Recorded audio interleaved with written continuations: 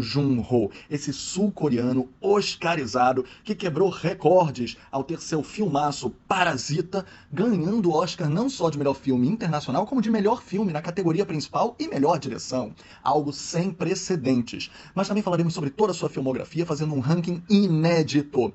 E vamos abordar várias questões estéticas, como sua predileção por escadarias e cenários contidos dentro de outros cenários. Um mestre do Mizan Abim, que é uma narrativa dentro de outra narrativa, nas palavras de André Gide, e que todas as lutas de classe, temas recorrentes de seus filmes, podem levar até uma análise a lá a escadaria de Escher, demonstrando que enquanto o sistema de classes não for quebrado, nós todos estamos girando em um círculo vicioso sem fim. Vamos lá? Comecemos esse programa.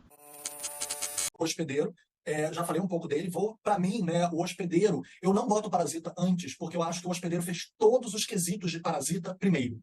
E eu acho que ele tem a coragem. Eu amo o Parasita. Por isso que eu falei que os dois estão empatados para mim. Eu acho que eles dois são meio palimpsestos.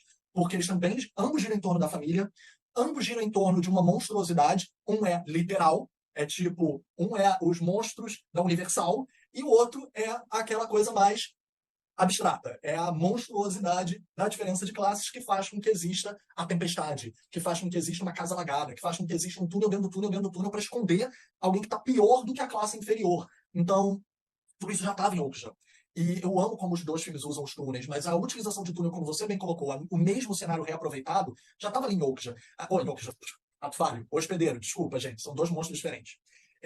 Em O Hospedeiro, né, a gente vê ali os túneis subterrâneos, a menina reaproveitar os túneis, o celular, conseguir se esconder, tem tantas coisas, e vira outra criança, né, que tudo é espelhado em alguém. Então, o avô, que é o pai dos protagonistas todos, mas cria aquela menina como se fosse filha dele também, como se fosse irmã dos outros filhos, porque todos eles são produtos de uma colonização deles próprios, né? Eles se autocolonizaram de uma maneira, eu não sou bom bastante quanto o outro. É aquela coisa que eu falei mais uma vez da colonização da Coreia pelo Japão e que eles se comparam com os Estados Unidos.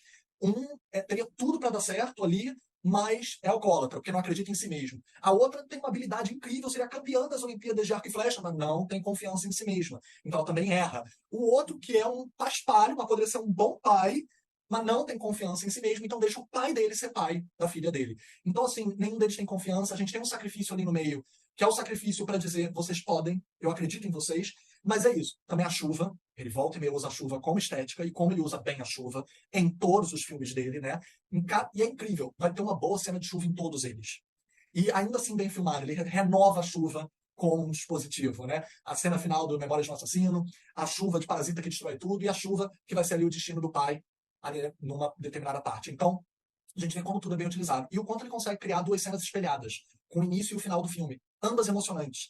A cena inicial de O Hospedeiro, para mim, é uma das melhores cenas de abertura de todos os filmes dele. Não só, de todos os filmes daquela década. Eu acho uma cena perfeita. Muita gente comparou com Tubarão na época. Eu entendo, por sublimar a criatura, mas ele mostra muito mais do que o Tubarão. Mas o que eu gosto da cena é que ela consegue trabalhar suspense, humor, diferença de classes, diferenças culturais, porque tem um americano que tenta ser herói, mas se fode. Adoro isso, né? Que ele vai desconstruindo esses estereótipos culturais. E que o bananão pode fazer talvez um bem melhor do que o herói americano fortão, musculoso, que vai ser da mal. E que não percebe que ele não olhou para a própria filha, né? Então, o que cria todo o problema do filme, que a filha é sequestrada. Quer dizer, levaram pelo monstro, eles querem resgatá-la. Esse é o mote do filme, né?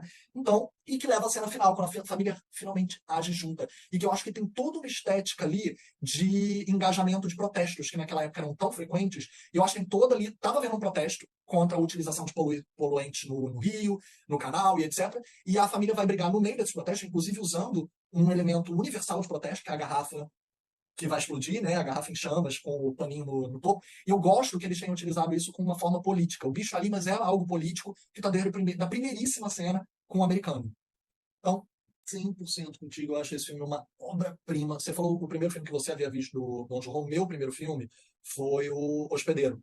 E lembrando que os primeiros filmes dele não foram distribuídos no Brasil, né? O Cão que Ladra Mas Não Morde, Cão que Ladra Não Morde não foi, não teve, só em festival, não teve distribuição comercial no Brasil. E o próprio Hospedeiro, eu vi ele no Festival do Rio, na época. Eu acho que o Memórias de um Assassino passou na mostra e não no festival, mas isso eu estou na dúvida a se confirmar. Depois a gente até insere na montagem, se tivermos a confirmação. Mas o Hospedeiro, ele passou no Festival do Rio, ele foi assim, lotado, né? Toda a sessão dele lotou. E, para mim, ver um filme fantástico como aquele, tão elegante, ser tratado a sério, não ser tratado como um filme B ou como um filme C, porque muitas vezes filme de monstro é, ou é. E ser tratado como primeiro escalão, com tantas metáforas e tantas coisas. E como eu disse, me marcou muito. E legitimou meu amor pelo fantástico, pelo terror. Mas o Mãe, pra mim, ele é um palimpsesto do Memórias de um Assassino. Eu vejo ali a mesma investigação por um crime, eu acho que eles são muito complementares. Aquela polícia parvalhada que não ajuda em nada. Na verdade, até nesse caso, vai ajudar no sentido contrário, procurando suspeitos errados, que vão até talvez aliviar o filho dela da verdade. Então, essa polícia mais atrapalha do que ajuda. E essa mãe abnegada que também mais atrapalha do que ajuda, com cenas assim. Eu concordo com você, é a melhor atuação de todos os filmes dele. A atuação dela, aliás, é uma das melhores atuações coreanas ever. Que atuação é essa dessa mulher? Aquela cena, eu amo também As Montanhas Se Separam, né, do Jia Zhangke, que também começa e termina com uma cena de dança. Então esses dois filmes, pra mim, eles moram muito próximos do meu coração. Ambos falam de mãe. Eu até fiz uma brincadeira, que eu tava revendo todos os filmes pra gente gravar, e eu montei as duas cenas iniciais de Bong Joon-ho e de Mãe e As Montanhas Se Separam, e as duas cenas finais. E que elas são muito complementares. Os dois filmes acabam tendo esse sentido, né, de uma dança que sublima aquela realidade que não dá pra lidar. Não dá pra lidar. E é muito interessante que, enquanto As Montanhas Se Separam, a primeira cena é festiva e a última é melancólica, no Madre é o inverso. A primeira é melancólica, quase um balé ali dela, e a última, no ônibus, que a gente vê pelas janelas do ônibus e aquele sol se pondo ali atrás, é, tipo, delirante, como você falou, e é festiva, porque ela se entrega. Sabe de uma coisa? Foda-se, a minha vida toda foi por esse filho, eu não tenho mais o que fazer, eu vou me jogar na vida. É isso. E você vê que ela se coloca aquela injeção que ela dava nas pacientes dela, né? E aí ela vai e se entrega ao hedonismo ali. Vamos lá, vamos dançar com as pessoas do ônibus, né? Aquela cena que pode nem sequer existir, porque ela pode ter aplicado uma dose ali que ela tivesse se matado. Então aquela cena pode, na verdade, ser uma sublimação que nem o final de Parasita. Ela tá imaginando aquilo tudo. Que ela não conseguiu cooptar com a realidade. Porque também é difícil imaginar que todo ônibus começou a dançar, tipo, quase famosos. Cantando Elton John, Tiny Dancer.